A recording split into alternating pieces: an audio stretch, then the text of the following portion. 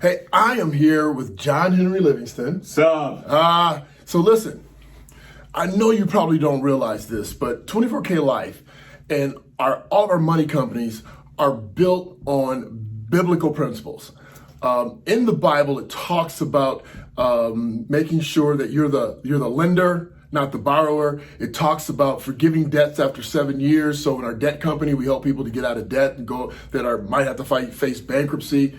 The principles that we talk about with mindset, with mostly money, but everything that you do, it really, if you're a Christian, you read my information. If I'm being colorful about language or not, you can hear or see the foundational principles underneath.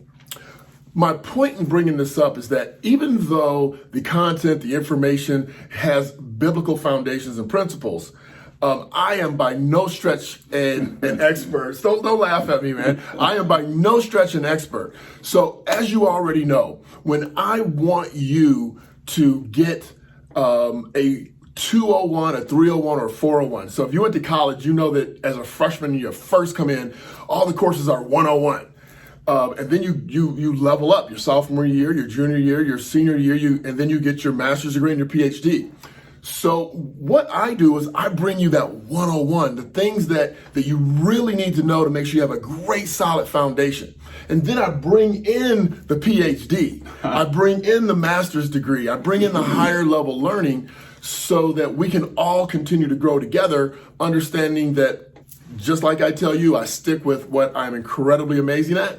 And when I know other people are better at it than I am, we want to bring them to you. So, John, I brought you because over the years we have talked in detail about 24K Life, about money mastery, about mindset. I mean, you got me into teaching, professional development, mindset, goal setting, habits, those type of things, which expanded my horizon greatly as an associate professor.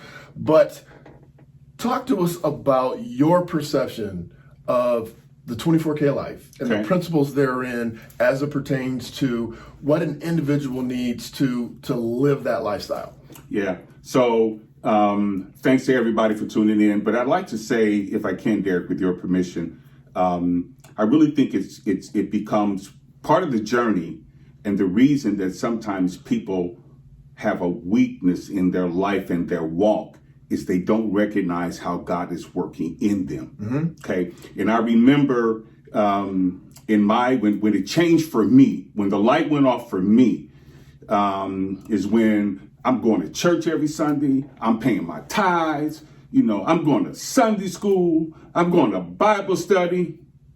And what I was dreaming about wasn't happening. Right. Okay. Right. So you know how I always talk to you about, 24K Life, burning off those impurities. Those impurities are the things that we're not doing well, the things that are stumbling blocks for us. But go ahead. Okay. So one day God said to me, he challenged me because I wasn't recognizing who was really doing the work.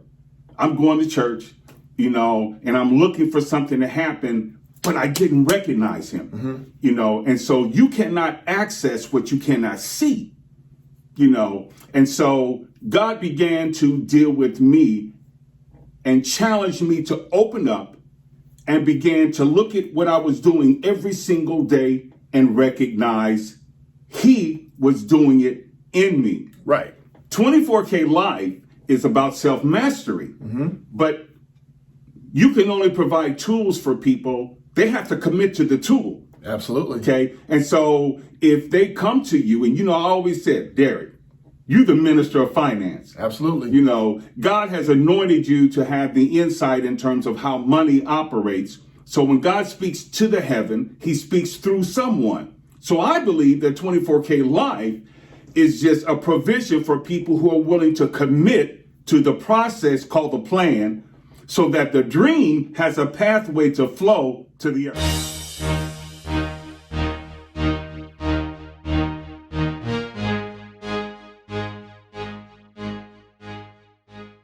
Absolutely. That's what we do. So that's how what I call bringing the best of both worlds together. If you have desires and if there's things in life that you want. For instance, if you want to lose weight, you got a plan.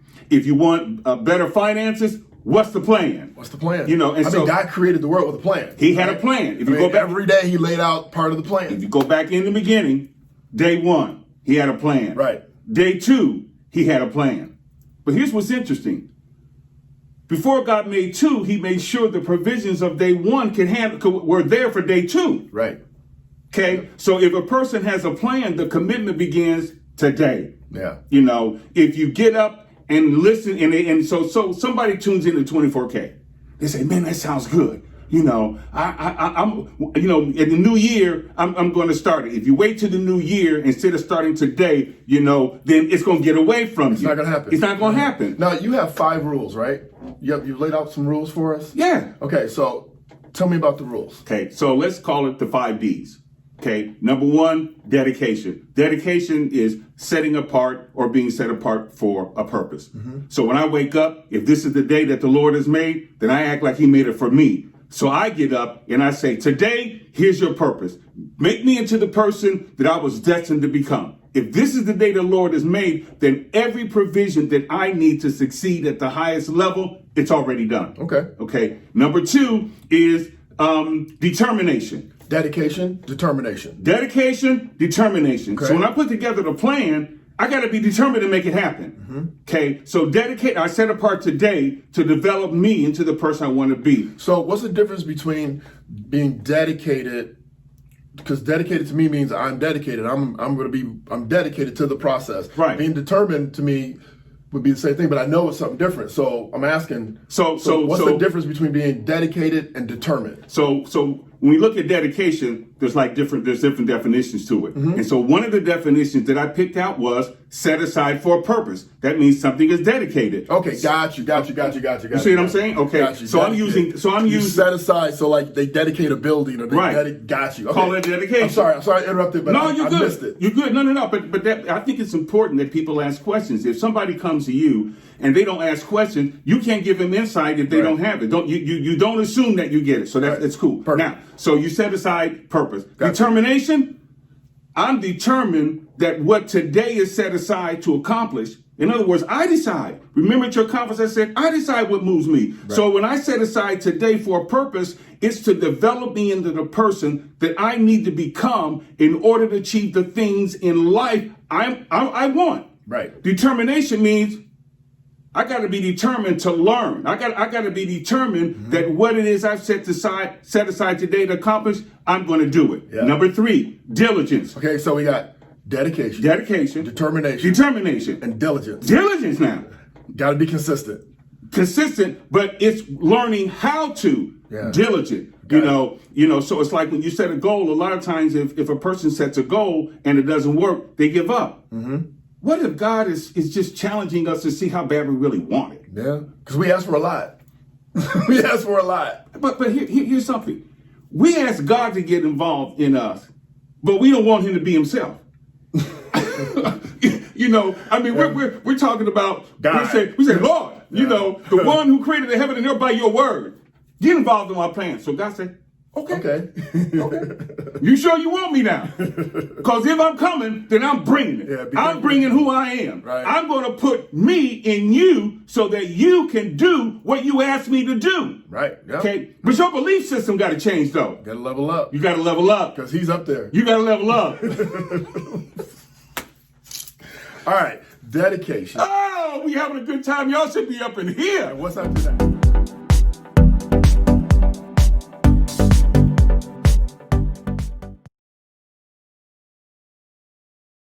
Okay, so dedication, determination, diligence. Okay, and then there is discipline. Ooh.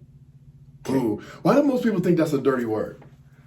I mean, maybe because when we were kids, when they said you're gonna get disciplined, it hurt. I mean, but why do you go? I digress. I'm sorry. No. You're good. This is great, man. This is great. It's really interesting that when I was putting these 5 Ds together, I never saw discipline as meaning training the mind and character. That's really interesting, man, because when you set a goal, then setting something apart, dedication, determination, diligence, discipline. Those all work together to create the mindset. Because one of the things we talked about was like bad habits. Right. Well, where do they come from? I mean, they have no life of their own. So one day we wake up and we make a bad decision. We don't know it's a bad decision at the time, but all of a sudden we say, uh-oh. Yeah.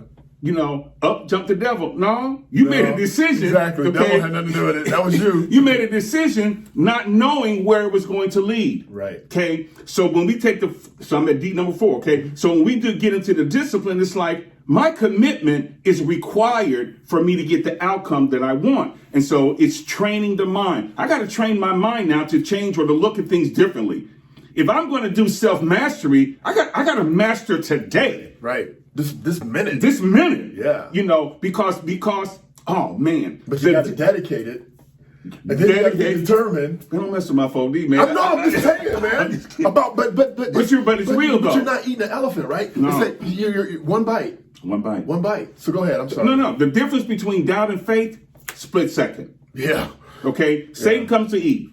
Yo, what's up, girl? You know, and so they're having this conversation. She's like, well, we can eat of every tree, but that one over there. He said, no, go and eat it.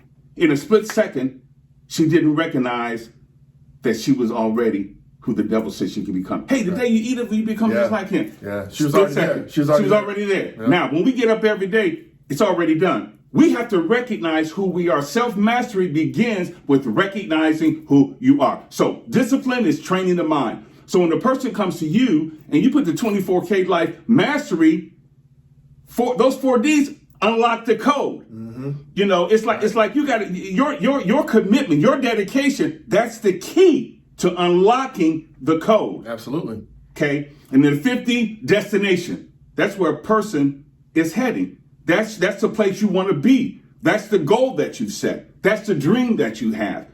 How bad do you want it? One of the things God used to teach me all the time is you got to prove to me that you really believe that I'll do what you want me to do. Mm-hmm. Okay. But the other thing, though, about all that we're talking about, you can succeed at the highest level. You don't have to compromise your faith. Right. You don't have to compromise to be successful because you know who you are.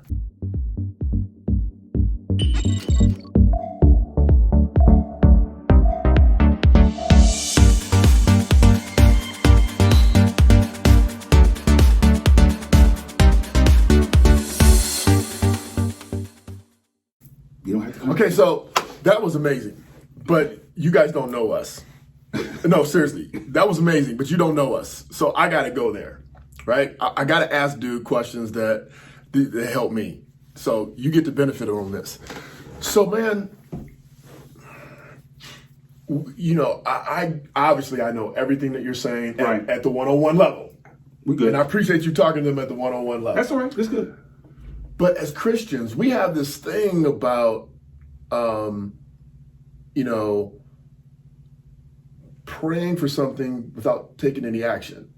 Mm-hmm. You know, it's like faith without works, as far as I'm concerned. Mm-hmm. But, we've been taught to, especially like when a prophet comes in and says, you're going to be blessed with $1 million house and the wife of your dreams. And people sit around twiddling their thumbs waiting. Mm-hmm. So where is works in our lives and where is faith in our lives as they come together to get to the dream, to the destination, the last D that you talked about? So to me, if you have faith, that means you're inspired. God has given you a word of inspiration. Okay. The plan is the works. It's like when you put together the plan, you say, Lord, I hear you. Hey, Proverbs 20, I think it's 29 and 18 somewhere. I think I'm close. Please forgive me if I'm not accurate. Where there is no vision, the people perish. Right. Okay. Well, what does the plan do? The plan gives life to the vision. The plan is a reflection of the vision. Okay. If you don't have the plan, your dream has no pathway to the earth. Okay. So you gotta and then you give up. You got to go back to the 5 Ds and you got to walk them through. You got to walk them through, man. And the thing is, so you pray and you're inspired and you believe in God. Okay. But potential's not up to God. Potential's up to us. Because he already put it in you. He put it in you, man. Yeah, it's already done. It's already done. Yeah. Hey, this dude been teaching me about it's already done for a while. Here's the thing. I wake up every morning and act like what I need to succeed at the highest level today, God has not made the provision. I mean, if I get up, You act like God has not made the provision. Why? I don't know, but when I get up every day, man, I say, Lord, bring it. God says to me, show me what you got. But you know what he's expecting to see? Himself. Yeah. Greatness. Excellence. The beautiful thing, man, about the personal relationship with God, you got to develop it. Just like the mindset. If you want to master self, man, you know that whole process. You know, a lot of times the reason people resist change, they don't understand. Mm-hmm. Change is not hard. When you say you want to go from one level to the next, your belief system has to change. Yeah. Okay. And so what's happening is people get uncomfortable, but they don't recognize you're uncomfortable because you ask God to turn you into something greater. Right. Well, that means your belief system has to expand to have the capacity to have something greater. Right. Okay. Last question. Okay. Did I answer it though? No, absolutely. Okay. Absolutely. All right. So when we're thinking about, I teach a lot about quieting yourself, like turning off the radio, meditating, praying. You know, I teach a lot about that. Sure. My question that I think people should want to know or be asking themselves is, you know, I haven't gotten into this, which is why I'm bringing in the expert. Absolutely. The still small quiet voice, or was it? Is that what it's called? The still small quiet voice. Yeah, he was in the quiet voice. He wasn't in the thunder. He wasn't in the, yeah. So I'm assuming that's the Holy Spirit. Mm-hmm. Okay. So how do people hear that voice? From the perspective of, I've already said you got to start by quieting down. You got to start eliminating some of the noise. But, you know, people have a hard time just stopping their mind. And when you can't stop your mind, stop thinking and processing and toiling, it's hard to hear anything. So give me an example. When I work with people with their money, when people come to me and they're in debt and they're upside down, you know, what I tell them is that, listen, when you're underwater, you can't see me really clear. You might be able to see me, like when you're in a swimming pool and you're underwater, you might be able to see if I'm standing up on the edge, but you can't see me crystal clear. You can't see me real well. You can't tell my defining features. You definitely can't hear me really well. So when it comes to the debt and the money, I said, what I'm trying to do is get that debt down, get your cash up, and get that point to where the water's here. Now you can see me. You're still in the water. You can see me and you can hear me. And now we can have a conversation. Now, you know, we can start figuring out what we both can do. But for right now, you need to hear me. So how do people, not the best way, but what method do you use to hear that still small quiet voice, knowing that it should not be like, okay, I'm going to pray and hear his voice. I mean, this really should be an all day, everyday thing, right? I mean, I try to operate my life on hearing what I should be doing. Yeah, that's a good question. Should we save it for another day? No. Okay. No, let me try to see if I can. I think even the small still voice, you know, is a process that you have to create to learn how to be able to hear God's voice. Okay. It's just another plan. It's a plan. You got to put that plan in action. If you really want to know that you hear his voice, then you got to begin to quiet yourself. Okay. I do it first thing in the morning. I mean, you know, I'm an early guy, you know. Yeah. And so the reason is because I have to train my mind how to focus and be still so that I can know that he is God. That's the scripture. Be still and know that I'm God. Right. But that's a learning process. And sometimes, man, people go to church on Sunday, they get inspired to hear a word from God, and they go chasing what they think God is saying to them. You want to be able to have the confidence that he that has begun a good work in you, the scripture says, will perform it until the day of Jesus Christ. Well, that means if he's begun it, what's he doing now? He's got to be doing it. Okay, you have to be able to recognize it. If we all sometimes can misinterpret faith, meaning go out and get what you want, doesn't mean that. It means allow a master of money to help put together a plan so you don't have to drown. He's not screaming for things. Jesus said, the peace that I give you is not as the world giveth, give I unto thee. He's talking about peace. He's talking about confidence. He's talking about being in control. Mm-hmm. He's talking about, you know, you're walking in a confidence, in an authority, knowing who's working in you, knowing who's walking through you, knowing who's bringing to you what's in your heart. Delight yourself also with me. So it is a learning process, so that you're not dependent. I'm gonna leave that one alone. So that you're not dependent on someone else's revelation, and you can have your own. Hey, listen, I hope you enjoyed it. I hope that you I hope you pulled your pen and paper out, took some notes, and that you know that if you have any questions, you can reach out to John directly. We're going to make sure we put the links and access to everything that he's doing and help you to hear that still, small, quiet voice. Be blessed, and we'll talk to you real soon. Unlock the code. Unlock the code.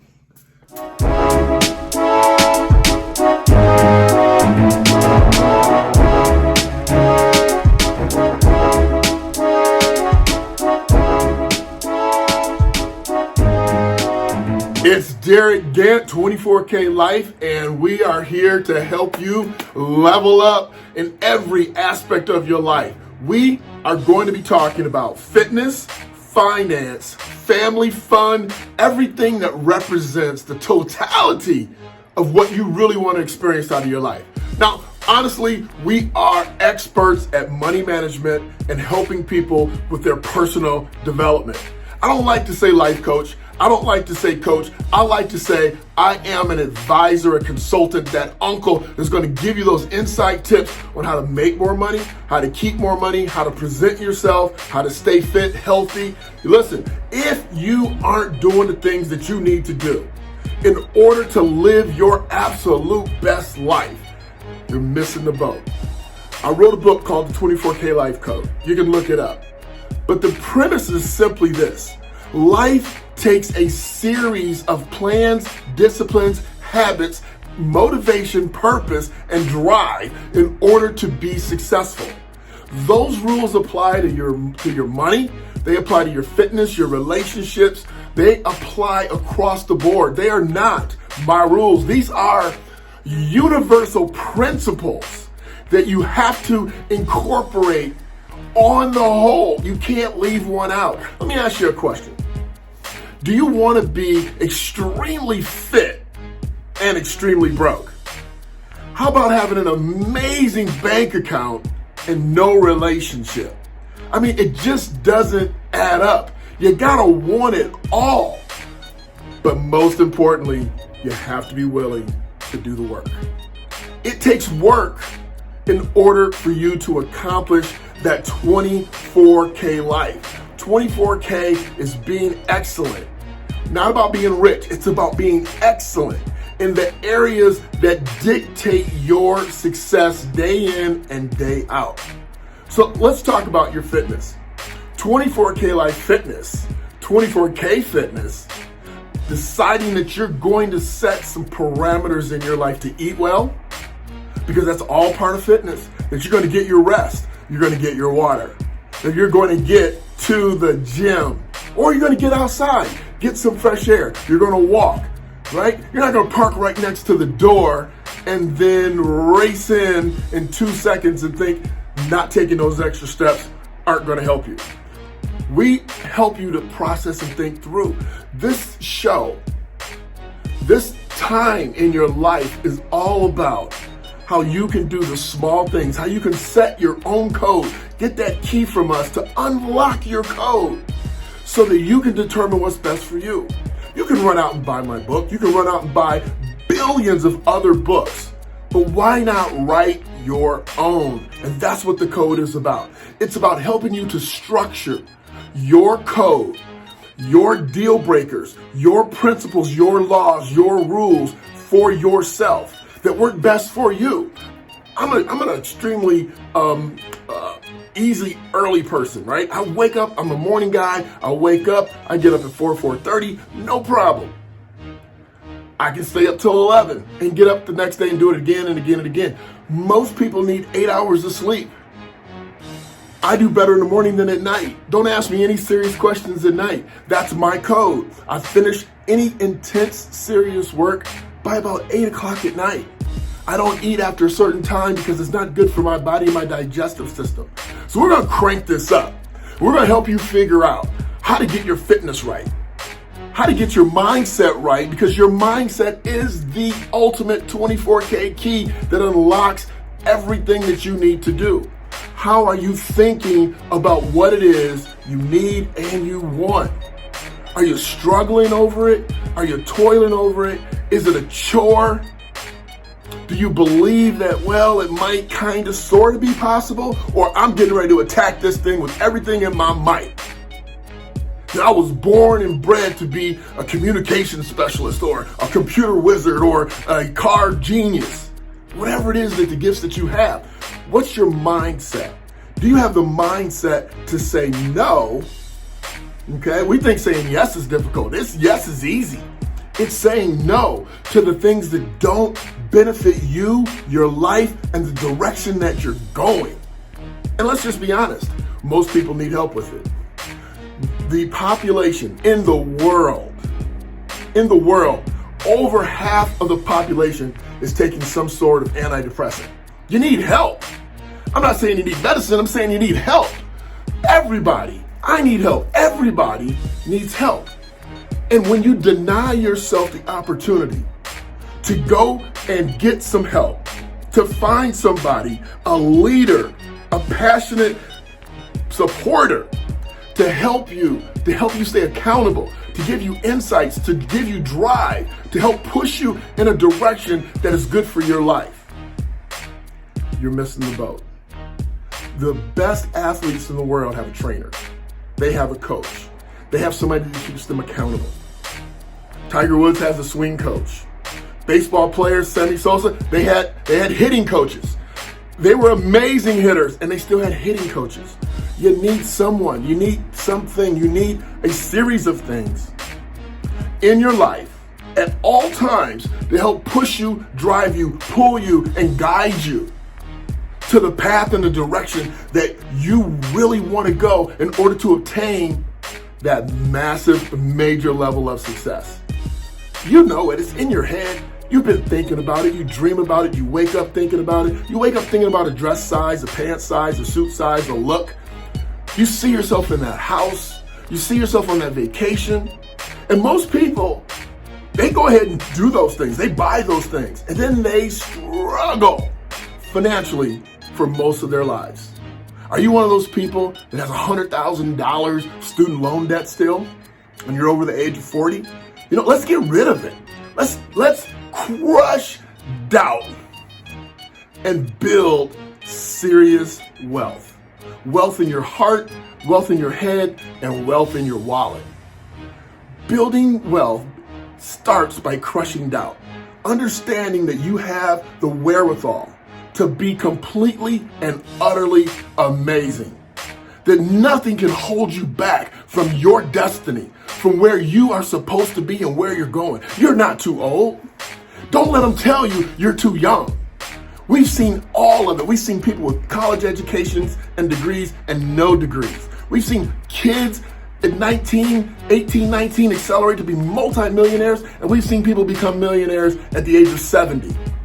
There are no rules to hold you back except for the ones that are limiting that you've placed in your own mind.